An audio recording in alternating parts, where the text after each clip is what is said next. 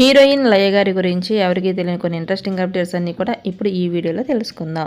నటి లయ 21 అక్టోబర్ 1981లో విజయవాడలోని ఒక బ్రాహ్మణ కుటుంబంలో జన్మించారు. ఈమె తండ్రి డాక్టర్ కాగా తల్లి స్కూల్ టీచర్గా పనిచేసేవారు. లయ గారి విద్యాభ్యాసం మొత్తం కూడా విజయవాడలోనే కంప్లీట్ చేశారు.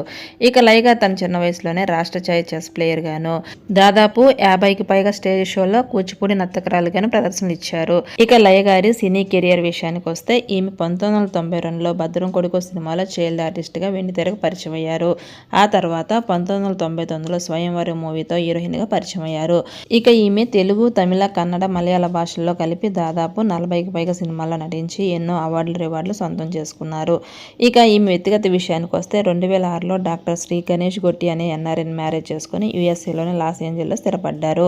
ఈమెకు శ్లోక అనే కుమార్తె, వచన్ అనే కుమారుడు కూడా జన్మించారు. ఇదిలా ఉండగా లయ గారి కూతురు శ్లోక గారు కూడా చైల్డ్ ఆర్టిస్ట్గా సినీ ఇండస్ట్రీకి పరిచయం అయ్యారు. 2018లో రవితేజ గారు నటించిన అమర్ అక్బర్ ఆంటోనీ సినిమాలో చైల్డ్ ఆర్టిస్ట్గా నటించారు. ఇక ఇటీవల కాలంలో శ్లోక గారి బర్త్డే చాలా గ్రాండ్గా అయితే సెలబ్రేట్ చేశారు. దానికి సంబంధించిన ఫొటోస్ అన్ని కూడా ఇప్పుడు మన వీడియోలో చూసేద్దాం.